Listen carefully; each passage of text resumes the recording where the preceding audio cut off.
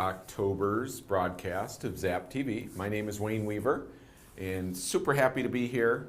Don't worry, the normal host is here. I'm going to bring him on in a minute. We're switching up roles here today, so just wanted to kind of do the homework piece just in case we have some new viewers.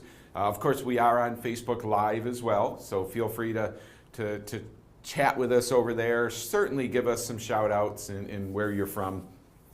Just how the system works. If you're near a computer or want to log into Zap, please do. Definitely want you in there, and we will be live a little bit later, so you can check things out as we are.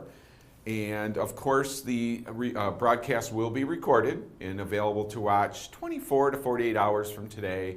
You can actually go to the same the same link that you clicked here to watch that, share it with your offices and other agents that may have missed it. So hopefully you guys will watch that. And then of course, encourage you again to either join us on Facebook and give us a shout out or ask a question, but preferably if you're asking questions, text them to us because we're watching that live to get all the information we can to you. That's 321-300-7759. So without further ado, I'm actually going to introduce my co-host, Dan Elzer. Hey, buddy. So welcome, and thanks obviously for doing this again with us. We love having you. We're gonna pull in all your expertise and knowledge and experience and in the market today's show and mix it in with Zap. But we're gonna rely on you today. So hey, before we get started, let's thoughts and prayers go out to everybody in the path of Michael, guys. Batten down, be safe, get out of the way of it, and let's all be thinking about our teammates up in the Panhandle. Yeah, definitely scary. Thoughts and prayers for them for sure. Yeah, we're changing things up a little bit, and it's hard. This feels strange being on this side. It actually does. So I'm like. It's like me sleeping on the wrong side of the bed. Exactly. It's like, I can't fall asleep. Something's wrong there. I'm thrilled to get to come in and play a little different part today. And there's a lot of really cool things going on out in the marketplace. And so I think it's a pretty good show you've got put together for us today. Yeah, super excited. So real quick, just because we might as well stay on top of them. Cody is watching from Southern Arizona. Sally Bennett, our friend from Virginia, and of course Bill Olson, who he's got this little broadcast thing that he's doing. It's called House. Yeah, House I've seen It's that. Going. I've heard about so that. It's actually pretty cool. Thought we'd give him a shout out. Hopefully you guys are watching. If he's ever in Orlando, he should come into the big studio. He doesn't feel that we're worth that. But we'll give him. And don't forget, 321-300-7759. If you're with a group of people and you guys are watching, give us a shout out so we know who you are and where you are, and we can say hi back. So we'll get right into it. So today's conversation is going to be all about transitional market and preparing for it. We see that it's happening across the country, maybe not in every single market yet, but it's, we see the signs that it's coming. And so we're going to kind of discuss that and then mix that in the back half of the show with how to use Zap to help you. That I think that's going to be cool. A lot of thought. We put a lot of thought behind the power of that system and how it can be an amazing tool and give a competitive edge to people that are leveraging it, especially in what we're about to encounter. Yeah, absolutely. So we'll get started. Obviously, why don't you just tell us what is a transitional market? Like in your mind, what is that? Well, it's any time a marketplace changes its dynamics that cause the people working that market to have to change their methods, their strategies, their skills.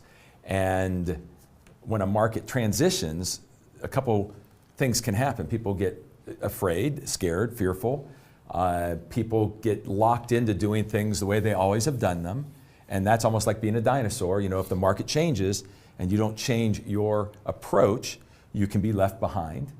And there's great news also in it too. If we really dig down and look into it, not only is there some fears and things, but there's amazing opportunities in a market that transitions from one behavior into another behavior. So I get pieces of that, but to break it down a hair more, what are some components of it?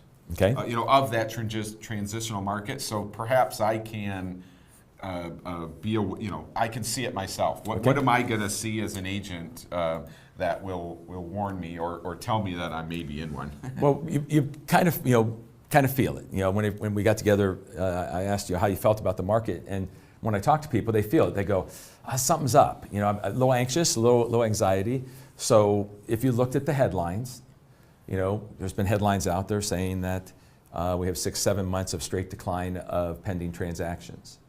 If you look at the builder index, starts and contracts are down. You look at the mortgage index, originations are down.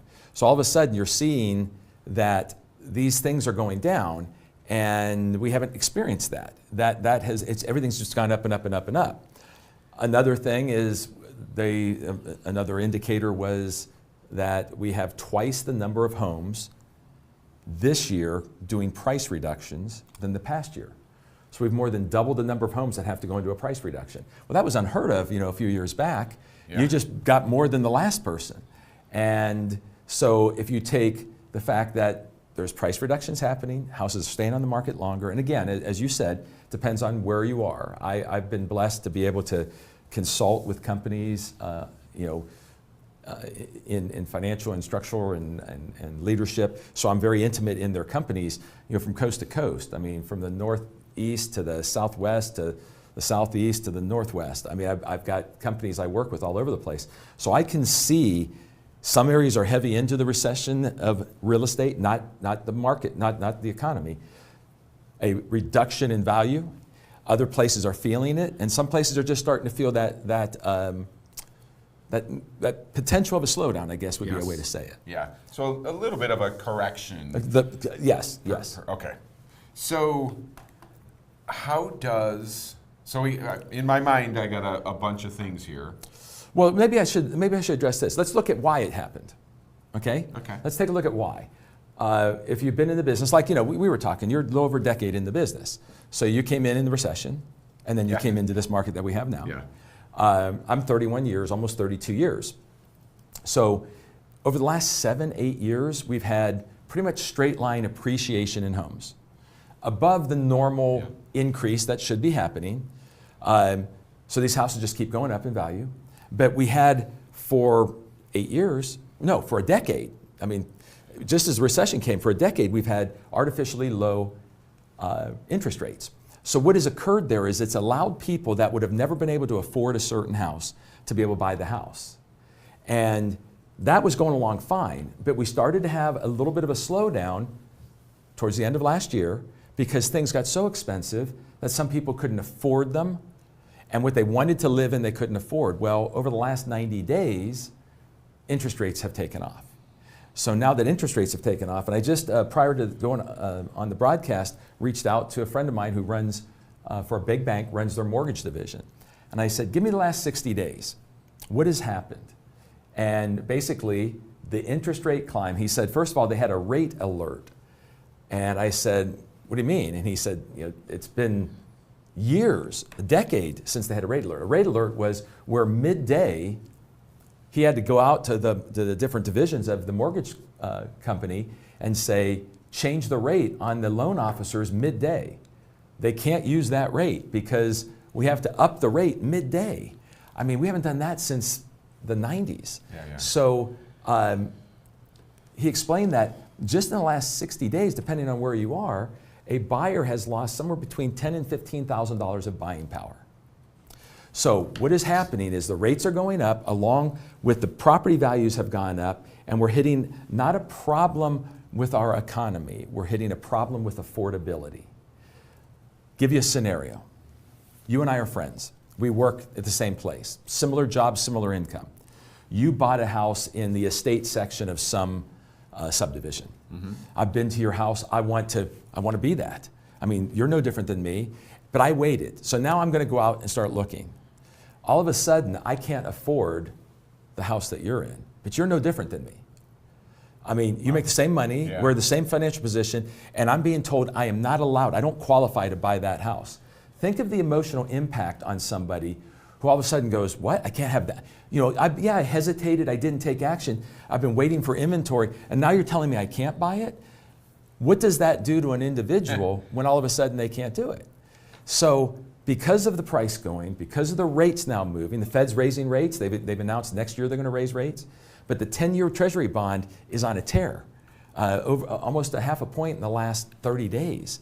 So I don't think it's a scare like we've had over the last 8 years where we think rates are going to go up. I think we're going to have some increase in rates, and that is causing the market to transition because houses will stay on the market longer. Sellers will have to make price reductions they're not ready for.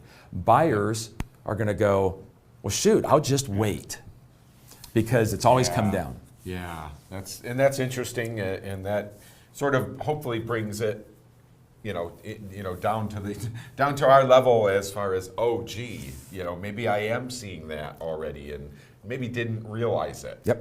But what a great chance to make sure you're prepared for it. So, again, a lot of things going through my mind. So we started kind of talking about this. How does it affect an agent working in real estate?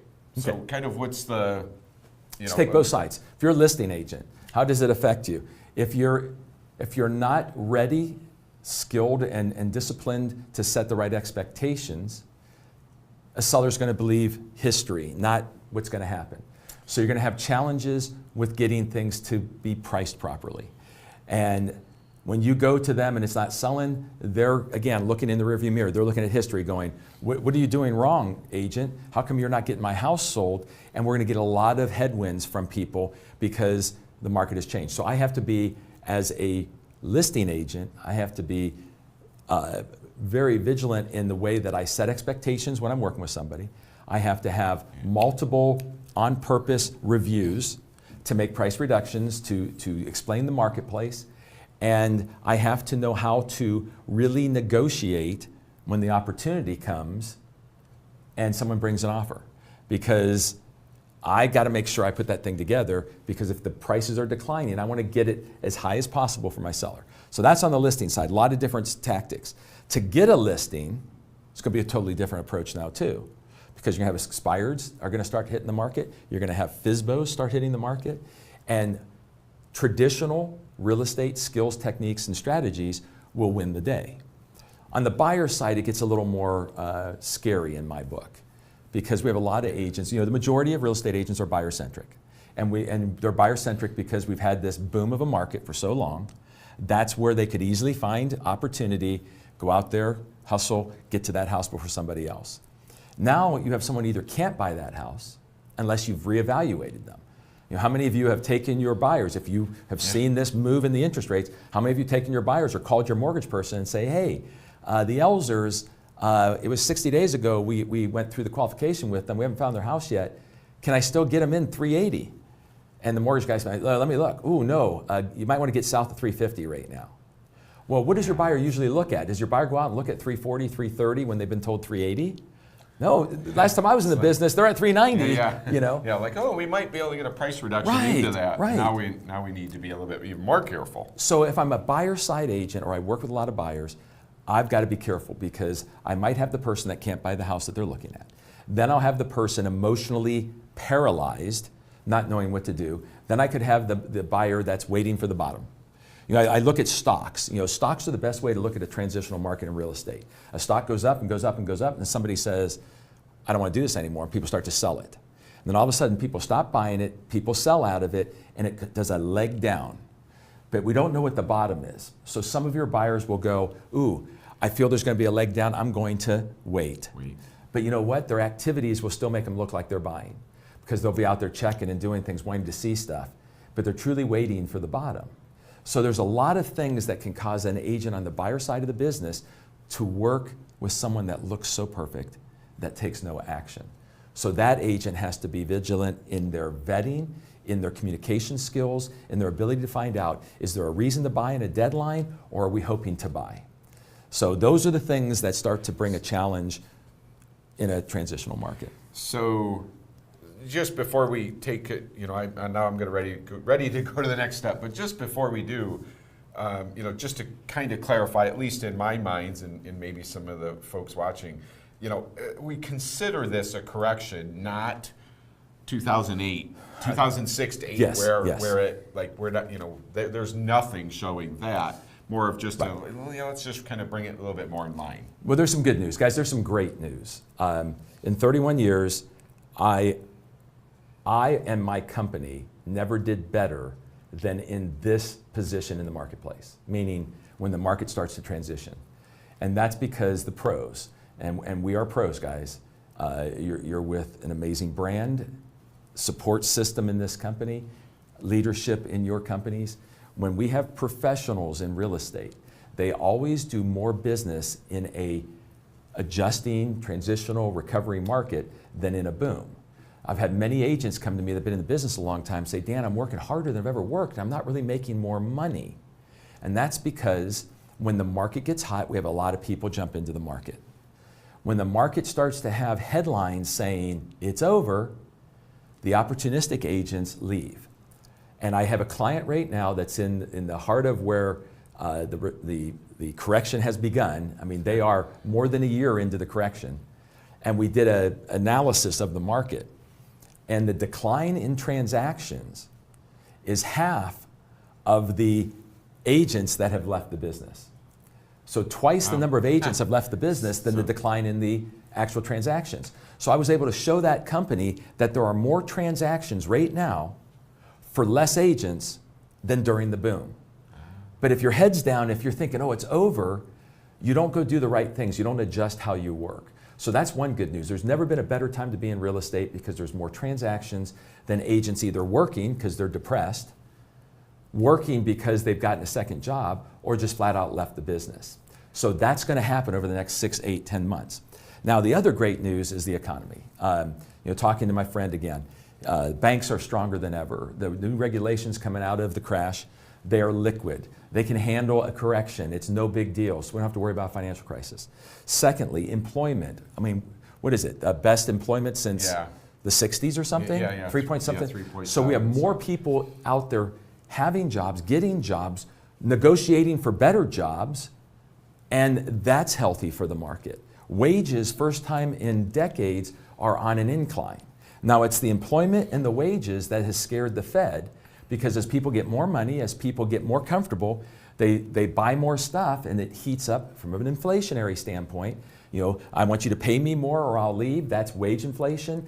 People purchasing stuff, we can, demand causes prices to go up. So inflationary things start to happen, so the Fed wants to raise interest rates. But the other great news for us is demand is still there.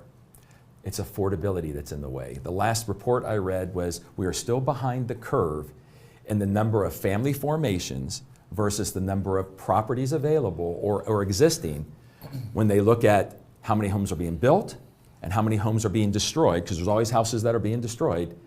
That curve, we still have more demand than we have homes. It's affordability. Once that affordability shakes out and we have a little bit of correction, we'll take off again. And that's why pros make more money than opportunistic agents. So everything's solid. We're just going to have to, be more diligent with our clients and how we work, and we'll be fine. Exactly. Perfect. That's good. And that hopefully that again that. Don't panic, man. It's a great opportunity right now. Take advantage of it. So. Encourage the people around you to get out of the business. But you stay because there's exactly. Yeah. So actually a great lead into so now we've talked about transition. It's not a horrible thing. We just have to adjust. What do we have to change as an agent to succeed in and through the transitional market? Prospecting techniques and skills, communication techniques and skills. Confrontational skills. All those types of things have to get better because it'll be harder to get a listing. And remember, as the market gets smaller in agents, it's shrinking a little bit in transactions. What's left are pros. So you got to get your prospecting skills in gear because the pros that are left know how to prospect. Yeah. So your prospecting skills have to get better. Your communication skills, your presentation skills, your buyer vetting qualification skills. So all those have to improve.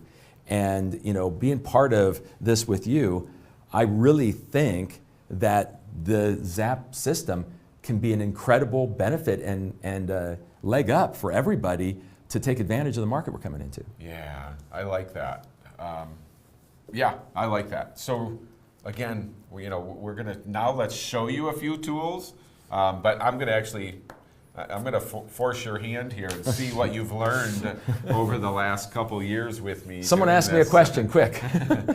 No, I'm gonna force it. So what tools in Zap would you use to be an effective agent to succeed, to help you succeed through this market? So we Okay. talked about prospecting and all those tools. But what about Zap? What's in Zap Okay. that we can make the correlation? Okay, so usually I'm asking you these questions. I know, So I like it. in the 2 years that we've worked together, if I was to leverage Zap right now, the first thing that I would probably work on, other than getting my contacts in there, I'm assuming my contacts are in there, I'm working them. First thing I work on is insights, because you had taught me in past ZapTVs that the insights, by doing a property or an area insight, is going to put me out there on the web as an expert. So when people are searching or going through the websites, they're going to find that Dan Elzer is commenting on what's happening in this market. Dan Elzer is reviewing this property for us to know a professional review, and that's going to place me as an expert in the marketplace. That's pretty good. Pretty good? So I'll do my first pretty one. good, yes. Yeah, I next- like it. It's a no-brainer for insights. The next one I would work on, quite honestly, is my follow-up plans. We've done follow-up plans many times, but most of the time when we do follow-up plans, the majority of the touch points you have in there are automated. They're emails. Think about a buyer that's going to act like a buyer but can't buy right now. The only way I'm going to learn that is through a personal phone call. So I would change my follow-up plans to have more personal calls and touches, with the goal of having appointments to be the expert to explain what's going on in the marketplace, so I can get face-to-face with people instead of hope something's going to happen. So I would change my follow-up plans. So essentially changing the verbal from, hey, are you ready to see a home? Because you're looking at 20 of them, to, hey, what's up? How can I help you? Or do you have realizing any questions that I need- about the Yes. changing market? Okay. Just to stimulate them to want to sit down and learn. Third thing I would use, watched homes. You taught me watched homes. I can take a potential seller, draw that circle or whatever, right? Am I right? Yep. And then they're going to learn about their marketplace. Yeah. So anybody that might be potential sellers, I want to dive into watch homes. That would give me all kinds of cool ways to do prospecting. And then I think you'll have to help me here, but I think that you'll have to analyze your Zap score differently, because someone could really look like a buyer that the system says they're hot, but what they're doing is looking for a discount or an opportunity. Yeah. So that'd be the four things. So how'd I do, boss? Yeah, no, absolutely perfect. So and of course the Zap score is the ultimate no-brainer. I mean, it's slapping you in the face every single day, telling you who to reach out to. Do you want to see a home? Do you want to list your home? Or hey, can I help you with a one-on-one appointment? Bingo. So all of those. So okay, now you put together your presentation here, and I'm hopeful that I'm hitting on the right things. You did well. A different order. Okay. But I'm going to start a little bit different. But you got the four that I put into the presentation. So that's pretty good. Okay, I see you're starting with the plan. Okay. Yes. So let's start with creating an effective follow-up plan. Okay. And again, like you said, we've talked about this and just showed you how to do it and talked about how important it is. So it's all starts with getting contacts in your database. 100%. We need every single person we know, past clients, current clients, friends, family, sphere, neighbors, everybody in the, and then we just need to, one way or the other, how are we communicating with them? How are we going to either continue or build a relationship with them? First of all, I know you sell real estate. Hey, I was your agent. Remember me? That type of thing.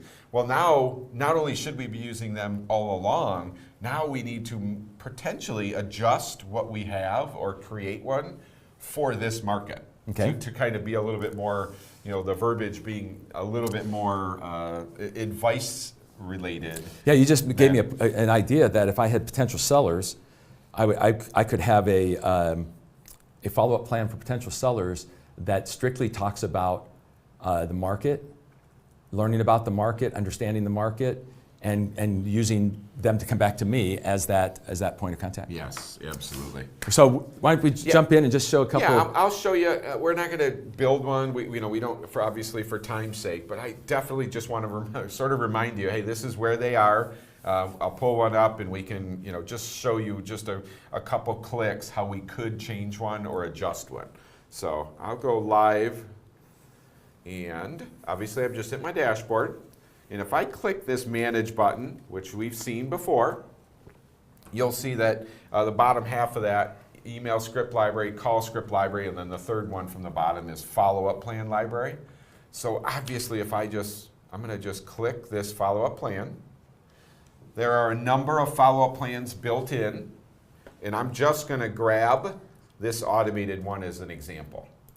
So I have this automated plan. It's 24 touch points, goes about a year, a little bit over a year. And now I look at this and go, man, this is pretty good, but I should tweak it, for a transitional market. Or Bingo. just because I want it to be a little bit more. So I mean, not just for the transitional, we can tweak it just because, hey, I talk a little bit different. So, if I go to the top, you'll see on the right-hand side, there is a pencil. And if I just click the pencil, what I just did was created a copy of that plan that I can adjust and tweak and make my own. And if I scroll down, this is each touch point. You'll see it's all automated. As Dan was saying, maybe we need, unless this verbiage on the left-hand side is all about, hey, this is a transitional market. This is what this means. This is what this means. I may want to consider changing one of those options to either a personal phone call or a personal email, so that I can add that little extra advice touch into it. Bingo, bingo. And then you can, like you said, that can become then a personal push of an email. It can be a personal contact. It can be all those different things. Yes. Okay. Yes, and the system will remind me when I have those personal touches, pop up in the follow-up plan. So so it's not like I have to remember each one. The system reminds me of those as well. Obviously, the automated gets sent, but each one of the others, the system will remind me. Cool. And come on back to us, buddy. I just want to ask everybody out there, and do 321-300-7759. Get your phones out. I'm just curious of everybody that's watching right now. Text in a Y for yes, an N for no, if you are using follow-up plans, or you're at least exploring them, or are you not? If you're not, you're still on the sidelines, give me a no, give me an N. If you are, or you're exploring them, give me a Y, because this to me is one of the greatest things. The last show I was on with you, we had the example of that agent that created one for renters, one for credit repair, they're just so cool. So give us, and try to do it on, I know some people are doing it on Facebook, but try to do it on 321-300 so we see it pop up here. So, So a quick look at the follow-up plans, but again, just understanding how crucial they are in that communication process. And that's every single contact in your database. We happen to be talking quite a bit about the transitional market today. Yes, yes. So I'm going to do some shout outs. So okay. Lisa, Rich, Tony, Wayne, Mr. Shaw. Mr. Shaw. And Jeff Reber. So thank you guys for Jeff joining. Just a few, and then I think we may have a couple there we'll talk about. But so yes, so follow-up plans. So that was the first one. Yep. And one of the other ones you mentioned was insights. Yes. Crazy how powerful these are to put yourself out there on ERA.com, national level, as a local expert. So we know, our customers love an expert in the market, and in an agent that's local, we have a chance to do insights and connect both of them. Bingo. So I'm actually going to just go live on my phone, because we can actually do these on our phones, and it's actually just, first of all, it's easier, but second of all, the phone's actually it's on. It's on. Yeah. We're just going to give it a second to connect to. So obviously doing these is I walk in a property, doing a property insight. Right. As I'm driving through the community, just talk about the community and what's happening as far as a local insight. So obviously I'm going to just click the Zap app, open it up, and just so you know, if you have a Droid, if you hit the My Account button in the lower right-hand corner, a plus will appear. And if I have an iPhone, the plus is in the upper left. So I'm going to click that upper left, and you will see this, the third and the fourth one on that list is New Property Insight, New Local Insight. And I can just simply click New Property Insight. I can just find it will actually GPS me. I'm not going to wait for it to GPS me. I'm just going to grab, 1034 Lakeside Drive, and I can simply just comment about that property. Staying positive, but when I save that, I'm walking around this home, previewing it, broker open, my listing, showing it, and I have a chance to just pull my phone out, leave that property insight. It is immediately publishing to my personal website and to ERA.com as a huge prospecting tool that I can just appear on any listing I want. If I go see a property that's active in the market, no matter who it's listed by, and do a property insight, I will appear as a local expert that has seen that property. Wow. That's crazy. It is. I mean, and the feedback we've gotten from people using them, where people have recognized them through seeing them online. People who've gotten listings because, brand new agents that don't even have listings end up with a listing because they've done insights. Because they look like a local expert, and and you're showing the market. Exactly. And then I'll show you real quick, same concept, a local insight. If I just pick one of the communities that I live and work in, I just pull up Bemis Point. I can just talk about something that's happening in Bemis Point, the Fall Festival, the Winter Festival, something for Thanksgiving week, a play in the area, what it's like to live in Bemis Point. I can just comment about that. Now I will appear on ERA.com at the bottom of every single search that is done in Bemis Point. Wow. I'll just do a search in Bemis Point. When I get down to the bottom of the page and go, let me go to page 2 to see what other houses, agents appear there on every single one of those pages. So 2 unbelievable chances for an agent to put themselves out there as, an expert that knows the market, that's local. Cool. So those are insights. So please, do them, keep doing them, and if I know that was a quick version of them, make sure and figure out how to use them and take advantage of all that power. So come on back. I need to back you up just a little bit. I got to say, thanks for the honesty. There's a lot of people that haven't really worked with them yet that have texted in, and I appreciate your honesty. We've got some people exploring. We've got some people that said yes. But then we had a question that comes in who's exploring. How do you start a follow-up plan in the middle of a plan? You don't need to welcome the person that's already approved that you're working with. What would be I got a couple thoughts, but what are some thoughts on how we could handle jumping into this system, having people already in the middle of this and wanting to get them on a plan? So, one of 2 things. I would have to, if 2 things. If I wanted to change a plan that someone was on, whenever I change it, so say they're at touch point 3, okay, and I change 4 to 8, I am actually going to, if I change that in the plan, it'll automatically change for that person. But if I have never put a person on, if I'm talking about going, well, John, I'm to this point, so I don't want to send the first 3. What I'm going to have to do is actually go in there, and I could just adjust one of the plans in there, delete the first 3, and just call it, John's plan, or so I could easily delete 3 of the first touch points, copy it, delete it, stick him on it, and it'll start at touch point 4, which says, hey, you're pre-approved, whatever. Yep. So I can easily adjust them with just a few clicks. The number of people that said no to us, I'm going to go in that same vein. I would go get on this thing, guys. It is the greatest assistant you can have. I would go in and make a plan for my buyers and make a plan for my potential sellers that starts midway, that starts where I've already made contact, I've already been talking to them, and now it's just going to start up. Because you probably have a lot of people, dozen or so people, that you should have in there that you don't. So make a good plan, one for potential sellers, one for the buyers, and then just assign that to everybody that you already have a relationship with.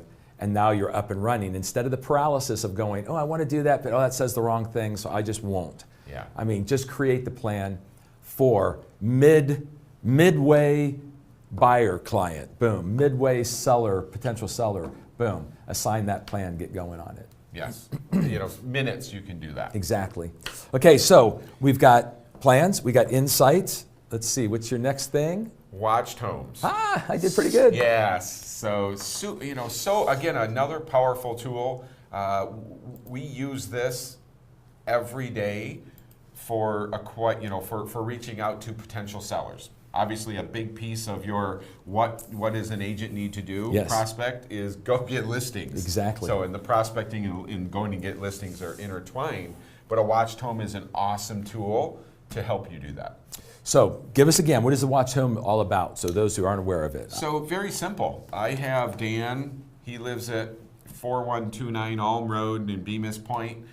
He is not listed for sale. He is a FSBO, an expired, just a past client, just a Anybody. neighbor, just a neighbor, not listed. I consider that a potential listing. Exactly. Whether they're really ready or not, I will consider that. We can actually set Dan up on a watched home alert, and every week you will get an email from me, completely branded as the agent, but with data from the MLS. That's what's happening in the market around your home.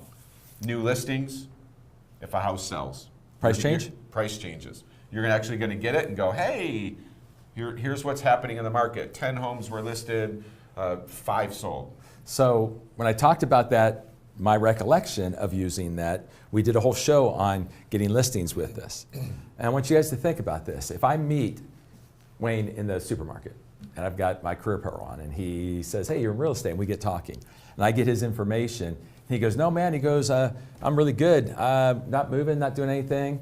And I go, awesome, if I can ever be of help, let me know. I get his contact information, I come back, I sign him up. He starts getting information.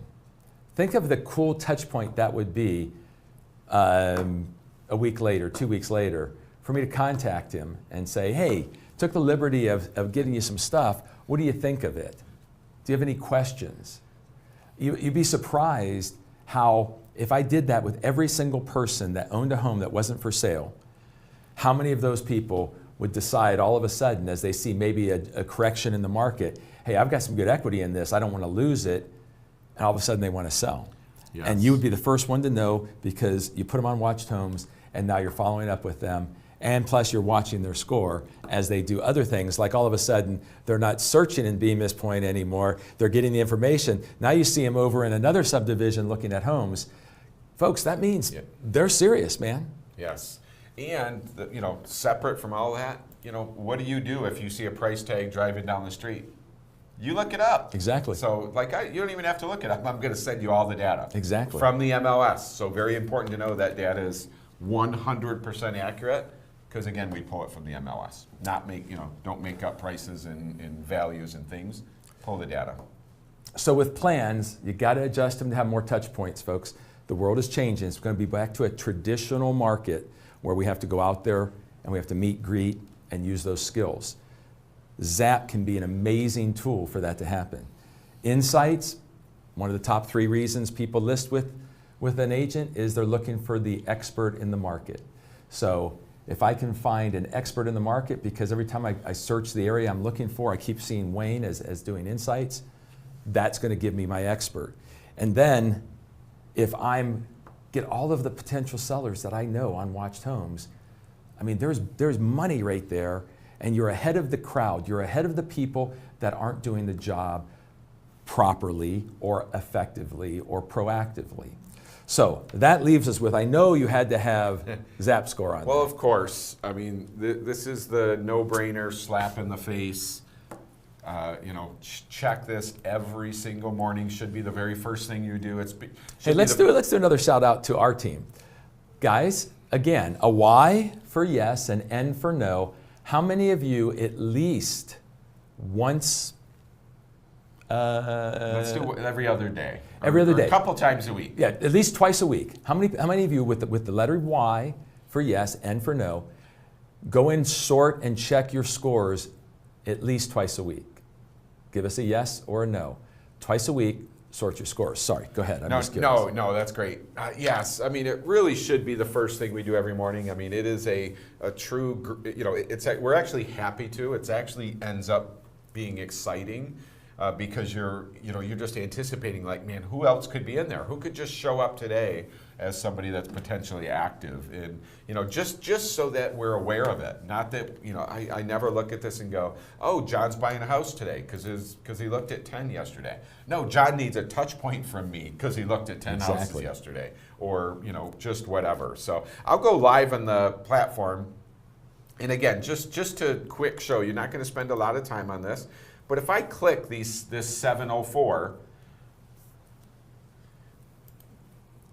it'll actually give me all 704 people, which, if I hand you 704 people and go, hey, tell me what's happening. Manage these people, yeah. Yeah, tell me what's happening with these people. That's, first of all, the core of having them all in one spot. But then the predictive analytics piece of this app score comes in, and it actually tells me which ones, first of all, should have my attention. Second of all, actually tells me, what they're doing. If they're looking at homes, saving homes, opening up emails, wanted to see a home, all of those pieces of them potentially being active. So while you've got that open, if we're looking that buyers are going to be in paralysis a little bit, there's affordability, there's a loss of buying power with rates moving. What would be, can you think of anything how we would look at that score differently?